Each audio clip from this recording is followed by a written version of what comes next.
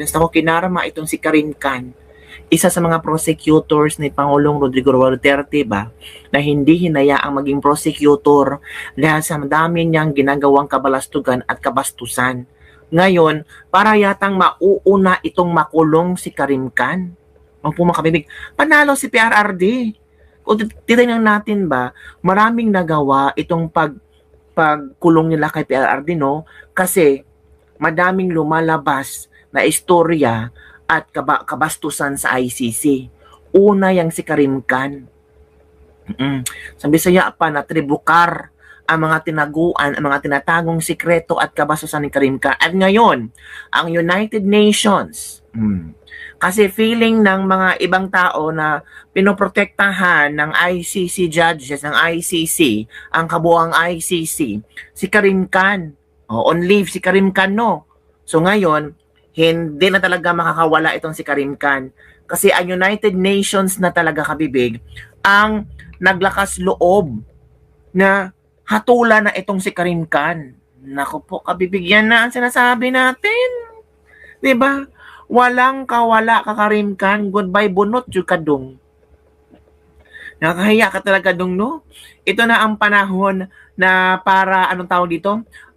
Maramdaman mo kung anong klaseng kabastusan meron ka.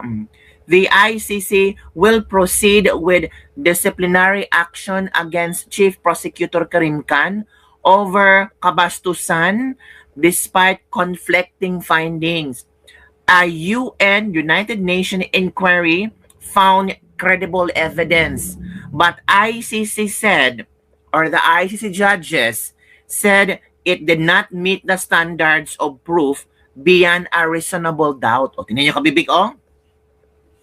Anong sinabi ng ICC? Hindi. Sabi ng ICC judges, ha, kung paano sila ka-double standard, ha? Kung paano sila ka-fake. Sabi ng ICC, hindi, wala kami nakitang probable cause or reasonable doubt. Probable proof o standard of proof na itong si Karim Khan ay may ginawang kabastusan. Pero ang United Nations, nakita talaga nila kung anong mga credible evidences sa ginagawa ni Karim Khan. Member states still voted to continue the process, framing it as both a legal and institutional issue. The case highlights internal divisions and raised concerns about ICC governance and credibility. Yan na. Yan ang sinasabi natin. Mabubuksan lahat ng mga di umano'y hokus-pokus, di umano'y unfairness, di umano'y pagiging gahaman ng ICC ng dahil kay Karim Khan. Nakikita na United Nations kung kine-question na nila kung paano pinapatakbo ng ICC at kanilang kredibilidad. Naku po, yan na ang sinasabi natin, mga kabibig. In a vote on Wednesday by a core group of member states, 15 voted in favor, 2 abstained, and 4 voted against moving with the process. So, 15 ang favor na itong si Karim Khan lagyan ng disciplinary actions or measures. Tapos, 2 ang nag-abstain. 4 ang ayaw na hindi bumuto na walang kasalanan si Karim Khan. Yun na kabibig. Pero 15 ang nag-vote na kailangan na talagang tapos sampalin na yan si Karim Khan. Di ba kabibig? Nakita nyo na, no? Nakita nyo na kung may kredibilidad ba yung ICC. Ito kabibig, ha? Basahin natin. Nagdesisyon na ang mga miyembro ng bansa ng International Criminal Court na ituloy ang disciplinary proceedings laban kay Chief Prosecutor Karim Khan kaugnay sa mga alegasyon ng kabastusan niya. Sa botohan na isinagawa ng isang pangunahing grupo ng mga miyembro ng ICC, 15 bansa ang pumabor na ipagpatuloy ang proseso. 2 ang nag-abstain at 4 naman ang tumutol ayon sa source na humiling na hindi na pangalanan yung mga bansang yun. Si Khan na namumuno sa investigasyon ng mga kasong war crimes against humanities and genocide, kasalukuyan naka-leave of absence habang iniimbestigahan ang aligasyon ng kanyang kabastusan. Pero, itinanggi ito ni Khan, I'm innocent.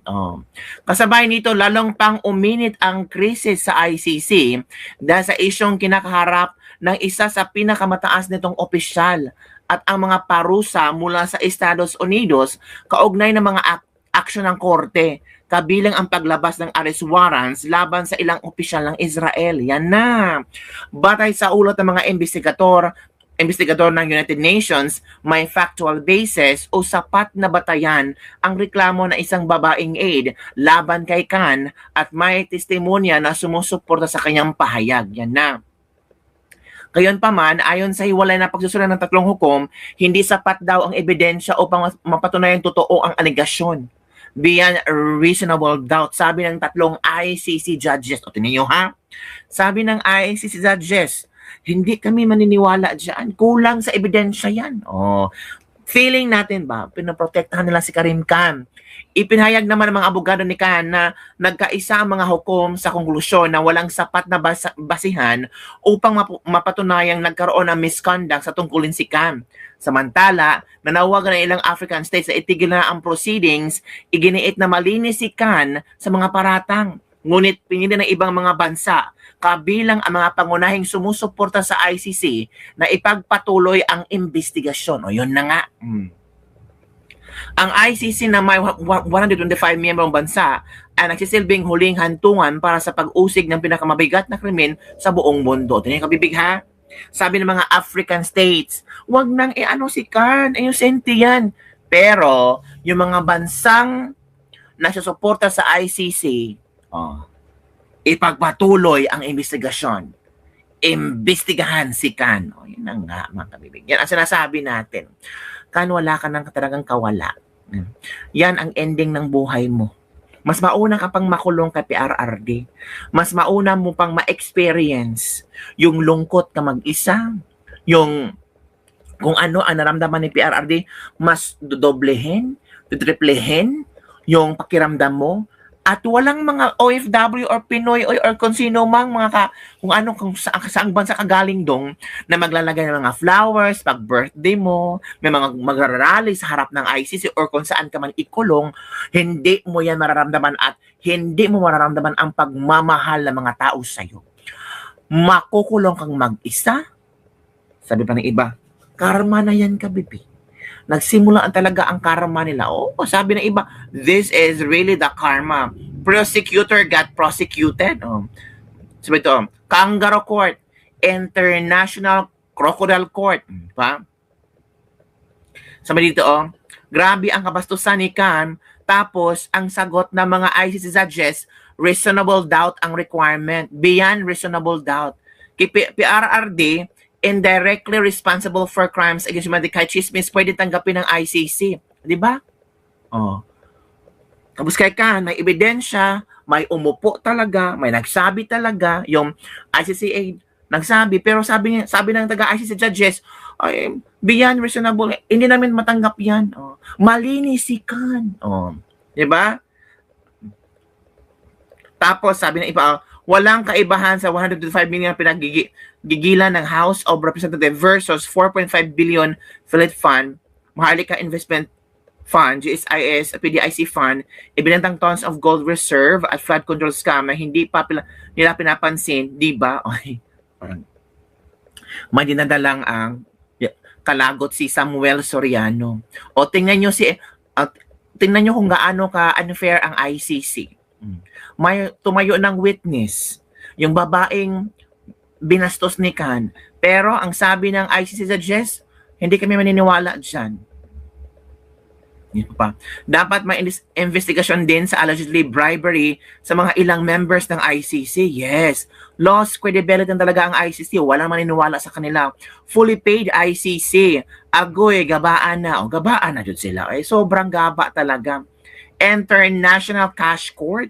Parang Congress lang against the impeachment complaints kay BBM. Tama mga kabibig, no? Ito mga ICC judges ba? Parang mga kongresista ng Pilipinas. Ito yung nabigyan ng mga letra ni Trillanes. Tama? Hindi to. Hindi natin alam yan ha, kasi si Trillanes nagsisampa pa naman ng kaso ng 18X Marine. So, tinan natin kung saan yung patutungo. Bakit di pa hinuhuli si Vladimir Putin yan? Di ba may arrest warrants na sila? Oo, parang sa Russia yata, itong si Karim Khan ay may warrant of arrest na, di ba? Nga kung yun daw, pag nagpunta sila sa Russia, kahit sinong prosecutor ng ICC, may warrant of arrest. Naku po. Pag tumuntong sila sa jurisdiction ng Russia, doon sila pwedeng mahuli. Not sure, yun ang nabasa ko noon. Yan na. So, ang mga ICC prosecutors, ICC judges, takot na sila pumunta sa Russia. So, yun po kabibig. Para yatang biglang, nag-shift ang mundo ng ICC. 15 bansa ang nag-say yes na yung si Karim Khan dapat talaga magkaroon ng investigasyon. Dapat mabigyan ng leksyon na yan. Walang magawa ang ICC judges kasi itong 15 bansa, ito yung palaging sumusuporta sa ICC. Kasi kung mag-react sila na, 15 counters, ano ba kayo ICC judges kami ha? Huwag kayong mag-ano-ano dyan. We found out na beyond reasonable doubt ang kay Karim Khan. Yun kung ganun ba kalakas ang ICC judges, hindi takot din sila sa 15 countries. It's because sila yung nag-finance sa ICC. Kung hindi sila susunod sa 15 na countries na ito, hindi sila bibigyan ng mga pera. Pera lang yan dyan sa ICC. Oo. Kung talaga ang ICC ay nanindigan sa katotohanan, di ba? Kung nakikita nila na may kasalanan si Karim Khan, bakit nila pinoprotektahan ito? So, napaghalataan talaga kabibig na walang kredibilidad ng ICC. At dahil dito na-question ang credibility at kung paano pinalalakad, paano ang gobyerno sa loob ng ICC, makakarating tayo dyan, ICC. Manginginig talaga kayo pag si BP Sara na ang magiging president sa Pilipinas sa 2028. Maghanap talaga kayo kay Bongbong. Ay, no, kabibig. Exciting kabibig, no? Malapit na ang 2020. Yes, malapit na. Ilang taon na lang, di ba? At wala pa rin tayo nararamdaman na progress sa Pilipinas pa. Utang ng utang lang si Bongbong Marcos. Ay, ewan ko. Kawawa si BP Sara pag siya maging presidente, no? Kasi siya ang magbabayad sa mga utang ni Bongbong Marcos. Magsakit talaga ang utak ni BP Sara. Paano ko ito bibigyan ng solusyon? Ang daming utang na iniwan ni BBM. Well. Kakasuhan mo si BBM. Yung mga ill-gotten wealth ni BBM, kunin mo. Di ba? Di ba kabibig? Yung Maharlika Fund, nasaan na ba? Paretang biglang nawala. Parang walang ni isang politiko ang nagtanong kung nasaan na ang Maharlika Fund. Kasi pera yun ng taong bayan. Parang pinoprotektahan din ng mga politiko yung Maharlika Fund. Katulad ng mga ICC judges. Pinoprotektahan lang si Karim Khan. Walang magawa ang mga ICC judges kasi nagsalita na yung 15 countries na sumusuporta sa kanila na hindi pwede. Si Karim Khan dapat talaga mag-continue ang proceedings. Kailangan imbestigahan yan. Lalong madali.